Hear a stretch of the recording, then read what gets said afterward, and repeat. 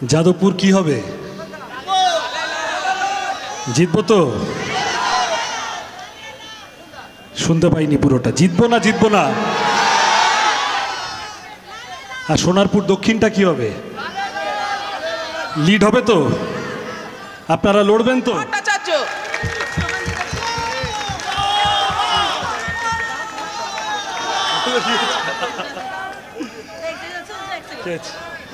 Comrade সৃজন ভট্টাচার্যকে যাদবপুর লোকসভা কেন্দ্রে বিপুল ভোটে জয় করুন। বামফ্রন্ট মনোনীত সিপিআইএম প্রার্থী কমরেড সৃজন ভট্টাচার্যকে যাদবপুর লোকসভা কেন্দ্রে বিপুল ভোটে জয় করুন।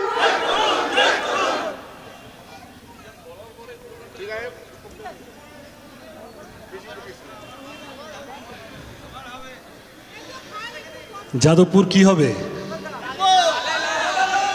জিতবো তো? শুনতে পাইনি পুরোটা। জিতবো না জিতবো না? আর সোনারপুর দক্ষিণটা কি হবে? লিড হবে তো? আপনারা লড়বেন তো? এই আসতে গিয়ে যা অব্যবস্থা হয়েছে, আমি মানুষের কাছে দুঃখ প্রকাশ করছি। সুজনদা বলেছেন এখানে একটা বামফ্রন্টের এমপি থাকলে পুলিশের এই অপদার্থতা করার সাহস হতো না।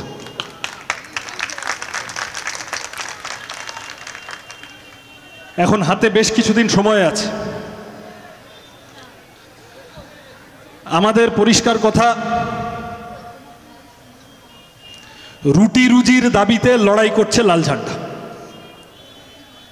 আমি বেশি গরম কথায় যাব না, প্রার্থীকে বেশি গরম কথা বলতে নেই, ওই দায়িত্ব মীনাক্ষীদের উপর ছেড়ে দিয়েছি। কিন্তু কতগুলো কথা আবেদনের আকারেই আপনারা যারা এই সভায় উপস্থিত হয়েছেন এবং যে মানুষের কাছে মাইকের আওয়াজ পৌঁছচ্ছে বলা প্রয়োজন। এই এখন শুরু হয়ে গেছে, যত সময় এগিয়ে আসবে সমীক্ষার সংখ্যা বাড়বে, তাই তো? এরপরে বলবে ওপিনিয়ন পোল, তারপরে বলবে সেকেন্ড ওপিনিয়ন পোল। ঘরে বসে সমীক্ষা করে নিয়ে পাঁচগাছা লোকের কাছে গিয়ে গুজুর গুজুর ফুসুর ফুসুর করে নিয়ে নিজেদের মতো তাল করে ফেলা যে ঘাসফুল পদ্মফুল দুই ফুল মিলে পাবলিককে এপ্রিল ফুল বানাবে, তার বন্দোবস্ত করো। আমি বলছি, আমি এখানে বাকিদের কথা বলতে পারবো না, আমাদের পার্টির নেতারা আছেন। আমি আমার এই ফোনে ওরকম 5টা সমীক্ষা নিয়ে ঘুরে বেড়াচ্ছি, তার মধ্যে 4টেতে বামপন্থীদের 3টে থেকে 10টা সিট দেখিয়েছে।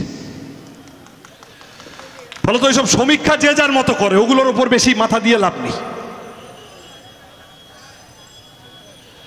যত দিন আসবে, যত দিন এগোবে, আমরা মানুষের কাছে গিয়ে বলবো কিনা বাকি যেখানে যা হচ্ছে যাদবপুরে লাল ঝান্ডা ওড়াতে হবে। আমাদের সোজা কথা, অন্ন বস্ত্র বাসস্থান শিক্ষা স্বাস্থ্য কর্মসংস্থানের কথা। পেট্রোল ডিজেল রান্নার গ্যাসের দাম বলছে তোমরা তো শূন্য। আমরা বললাম হ্যাঁ, আমরা জেলেও শূন্য, আমরা ইলেকটোরাল বন্ডের চিটিংবাজিতেও শূন্য। আমাদের নেতাগুলো এত বছর এমপি এমএলএ মন্ত্রী শান্ত্রী হয়েছিল, পাঞ্জাবিতে কালো দাগের প্রশ্নেও সবাই শূন্য। যত দিন যাবে যারা ঢাল তরোয়াল ভুরি ভুরি আছে, তারা বিভিন্ন অন্যান্য ইস্যু যা রাজনীতিবিদদের কথা বলার বিষয় হতে পারে না। রাজনীতিবিদের কাজ ইল্লিগাল কনস্ট্রাকশন বানিয়ে সেখান থেকে টাকা মারা হতে পারে না। রাজনীতিবিদের কাজ গরুর দুধে সোনা খোঁজা হতে পারে না।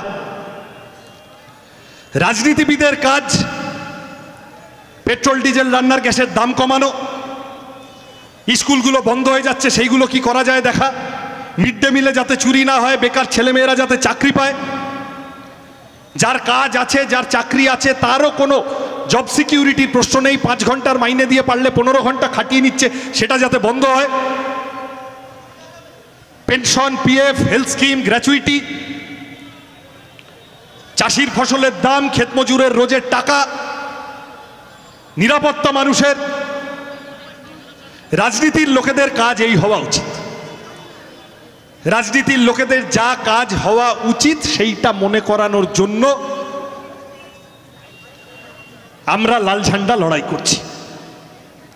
বামপন্থীদের শক্তি বাড়লে, ভোট বাড়লে, সমর্থন বাড়লে সন্ধ্যাবেলার ঘণ্টাখানেক আলোচনায় পেট্রোল ডিজেল রান্নার গ্যাসের দাম আলোচনা হওয়া বাড়বে। আমাদের কথা যে ভুল নয়, আমাদের কথার যে জোর আছে, বিরোধীরা লিউকোপ্লাস্ট লাগিয়ে রাখো বলার পরে এখন ভোটের আগে বলতে হচ্ছে তোমাদের টাকা বাড়িয়ে দেব, তাই তো? আর ওদিকে আরেক অবতার, নীতিশকে ভাঙিয়ে হলো না, পা কাঁপছে, বলছে তাহলে এবার বলি মন্দির মসজিদ করে দিয়েছি, এবার ভোট দাও, তাও হচ্ছে না, পা কাঁপছে। তারপর সোজা ময়ূরের লেজ দিয়ে জলের তলায় ডাইভ মেরেছে, তাতেও হচ্ছে না। এখন ভোটে জেতার জন্য লাস্টে যে কথাটা আমরা বলি, 800 টাকা বাড়িয়ে 100 টাকা গ্যাসের দাম কমাতে হয়েছে, পেট্রোল ডিজেলের দাম 1 টাকা 2 টাকা কমাতে হয়েছে। এবং লিখে নিন, আবার যদি বিজেপি আসে, যেদিন শপথ নেবে তার পরের দিন গ্যাসের দাম আরো 300 টাকা বাড়িয়ে দেবে, তার চান্স কম আছে, অসুবিধে আছে। ফলত এই তোলাবাজ দাঙ্গাবাজদের বিরুদ্ধে আমাদের লড়াই। আমরা মানুষের সমর্থন চাইছি। আমাদের পার্টির কর্মী সমর্থক যারা আছেন তো আছেন, বামফ্রন্টের ভিতরে বিভিন্ন বামপন্থী দল আছেন, বামফ্রন্টের বাইরে বিভিন্ন বামপন্থী দল আছেন, কংগ্রেস আছে, আইএসএফ আছে, সব একসাথে এতদিন ধরে কম বেশি তৃণমূলের বিরুদ্ধে, বিজেপির বিরুদ্ধে লড়াই করেছে এই রাজ্যের মাটিতে। সবাইকে সাথে নিয়ে তৃণমূল বিজেপিকে হারানোর চেষ্টা করছে। ওই যে কথাটা বললাম, এপ্রিল মাসে ঘাস ফুল পদ্ম ফুল এপ্রিল করতে চাইবে, এপ্রিল ফুল করতে চাইবে। হাতে কাস্তে নিয়ে চলুন, হাতে কাস্তে নিলে ওই ঘাস এমনি এমনি কেটে দেওয়া যাবে, গরু এমনি এমনি বাংলা থেকে চলে যাবে, কোনো অসুবিধা হবে না। কিন্তু আমাদের এই কাজ করতে হবে।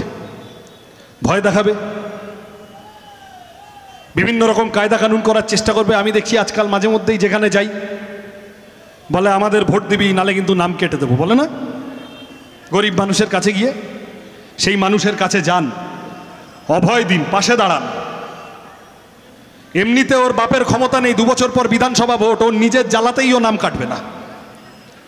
তারপরেও যদি কোথাও কিছু কেটে দেয়, পরিষ্কার গিয়ে বলুন, ও তোমার নাম কেটে দিলে সিপিএম এর এমপি এসে তোমায় টাকা দিয়ে দেবে, কোনো অসুবিধা।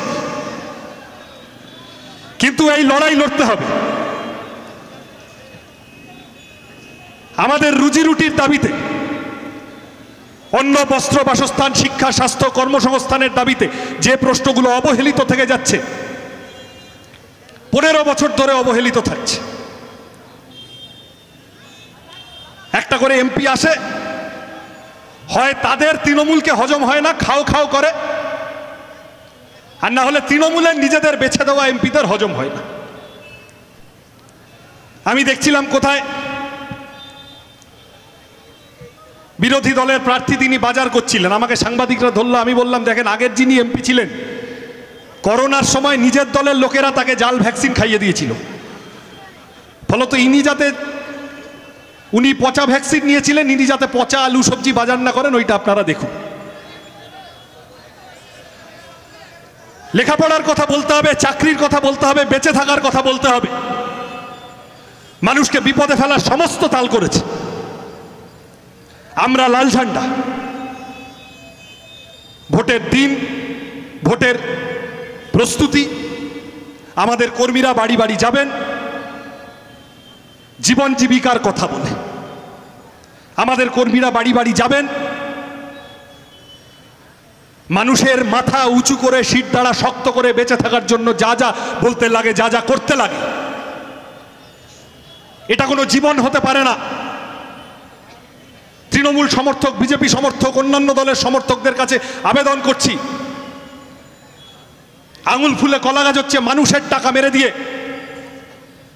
জীবনদায়ী ওষুধ, ওষুধের দাম কত বেড়েছে, সেই টাকা মানুষের থেকে ওষুধের দাম বাড়িয়ে টাকা লুট করে, সেই টাকা তারপরে বিজেপি তৃণমূলের ফান্ডে চাঁদা হয়ে জমা পড়েছে। দুধের দাম কত বেড়েছে, সেই টাকা জমা পড়েছে ইলেকটোরাল বন্ডের মাধ্যমে তৃণমূল বিজেপির কাছে। আমার আপনার প্রত্যেক দিনের টাকা, প্রত্যেক দিনের মাথার ঘাম পায়ে ফেলে অর্জন করা টাকা, যে টাকাটা আমাদের প্রাপ্য ছিল, যে জীবনটা আমাদের প্রাপ্য ছিল, যে কাজটা আমাদের প্রাপ্য ছিল, যে ফসলের দাম আমাদের প্রাপ্য ছিল, যে রোজের টাকা আমাদের প্রাপ্য ছিল, যে মাইনে আমাদের প্রাপ্য ছিল, যে কলেজে পড়া আমাদের প্রাপ্য ছিল, সব জায়গা থেকে টাকা মারতে মারতে মারতে মারতে ঝাড়তে ঝাড়তে নিজেদের ফ্ল্যাটে ঢুকিয়েছে, নিজেদের খাটের তলায় ঢুকিয়েছে। ওরকম দু চারটে বাড়ি ভেঙে গেলে ওদের কিছু যায় আসে না, ওরা এত টাকা মারতে মারতে বলছে সিপিএম এর আমলে হয়েছিল। আমি বললাম দেখো, সিপিএম এর আমলে তো তৃণমূল কংগ্রেসটাও হয়েছিল, ওটাও তো ভেঙে পড়া উচিত, ওটা ভাঙলে বরং ভালো হতো বাংলার মানুষ। সিপিএম এর আমলে কেউ তোমাকে বগল তুলে স্যান্ডো পরে ঘুষ খেতে দেখেনি, তৃণমূলের আমলে দেখেছে। তাহলে এই চুরি ডাকাতির ভাত থেকে আমাদের এগোতে হবে, বাঁচতে হবে। যাদবপুরের মানুষ সাংসদের থেকে কি পাওয়া উচিত সেসব কথা ভুলে গিয়েছেন। একটা করে আসে, 5 বছর থাকে। সর্বশেষ যিনি সাংসদ ছিলেন, যাদবপুরের মতো কেন্দ্রের গরিমা, যাদবপুরের মতো কেন্দ্রের ঐতিহ্য ধুলোয় মিশিয়ে দিয়ে টার্ম কমপ্লিট হওয়ার আগে ইস্তফা করে দিয়েছেন। আমি খোঁজ করলাম যে পার্লামেন্টে কদিন গেছিলেন, বলছে 21% অ্যাটেন্ডেন্স। বলছে 21% তো বলে লাভ নেই, কারণ ওদের দলের যিনি নেতা, ভাইপো, মানে ফোলানো ফাপানো নেতা, তিনি সংসদে 5 বছরে 13, 14 না 15% অ্যাটেন্ডেন্স, তার বেশি তিনি যাওয়ার সময় পাননি। বাকিটা কয়লা, গরু, বালি, চাকরি, লটারিতে ব্যস্ত ছিলেন। আর এই এরা মিলে মানুষকে এত চুরি ডাকাতি করার সুবিধা পেয়েছে, সাহায্য পাচ্ছে, অজুহাত পাচ্ছে, সাহস পাচ্ছে, কারণ ওখানে বড় ফুল বসে আছে। বড় ফুলের সোজা গল্প, পশ্চিমবঙ্গে ছোট ফুল আর বড় ফুল থাকবে, আর এখানে প্রতিদানে ছোট ফুল যাতে বিরোধী জোটটাকে ভেতর থেকে ঘেটে ঘ করে দেয় তার বন্দোবস্ত করবে। ওই জন্য আমি শুনছিলাম আস্তে আস্তে সুজনদা কেজরিওয়ালের গ্রেপ্তারির কথা বলছিলেন। নির্লজ্জভাবে, নগ্নভাবে ভারতের সংসদীয় গণতন্ত্রের ন্যূনতম রীতিনীতি, বৈশিষ্ট্য সব লাটে তুলে দিয়ে ভোটের আগে হেমন্ত সোরেন ঝাড়খণ্ডের মুখ্যমন্ত্রী গ্রেপ্তার হয়, দিল্লির মুখ্যমন্ত্রী গ্রেপ্তার হয় নিজের বাড়ি থেকে। ইডি সিবিআই এর সব তদন্ত শুধু হাজরা মোড়ে এসে পাতলা পাতলা পাতলা পাতলা হয়ে যায়। বাকিগুলোতে ইডি সিবিআই হচ্ছে নায়ক সিনেমার অনিল কাপুর, আর পশ্চিমবঙ্গে ঢুকে গেলে ইডি সিবিআই হচ্ছে মিস্টার ইন্ডিয়ার অনিল কাপুর। আস্তে আস্তে আস্তে আস্তে উবে যাচ্ছে। তার মানে ডাল মে কুছ কালা হ্যায়, পরিষ্কার কথা। কোন সেটিং এর বসে তুমি এদেরকে ধরছো না? ওই রকম একটা দুটো বাংলায় কথা আছে, কেঁচো খুঁড়তে কেউটে বেরোয়, কেউটেটাকে আড়াল করতে একটা পরে কেঁচো টান দিয়ে যাচ্ছে। কালীঘাটের কাকু অব্দি পৌঁছাতে পারছো, ভাইপো অব্দি পৌঁছাচ্ছ না। ভাইপো অব্দি পৌঁছালে আপনাদের সোনারপুরেরও, আমাদের সোনারপুরেরও অনেক বড় বড় মাথায় টান পড়ে যাবে। আমরা এই লুটতরাজের অবসান চাইছি। আমি আমার কথা আর বাড়াবো না। এই লুটের ওপর, ভয়ের ওপর, ধমকের ওপর, চমকের ওপরে দাঁড়িয়ে মানুষকে বেশি দিন দমিয়ে রাখা যায় না। শেষ যে ভোটগুলো হয়েছে, পঞ্চায়েত ভোট, পৌরসভার ভোট, সেখানে আস্তে আস্তে মানুষ জাগতে শুরু করেছেন, বোঝাতে শুরু করেছেন যে তোমাদের এই দেমাক আমরা মানব না। আমাদের যারা যেভাবে এই লড়াইয়ে নেতৃত্ব দিচ্ছে, সকলকে পাশে চাই। হতে পারে তিনি বামপন্থী দলের অংশ নন, কিন্তু নিজের পাড়ায় পুকুর বুঝিয়ে ফ্ল্যাট হলে রুখে দাঁড়াতে জানেন। বাচ্চা ছেলে মেয়েগুলো খেলার মাঠ যদি যেন পায়, তার জন্য রুখে দাঁড়াতে জানেন।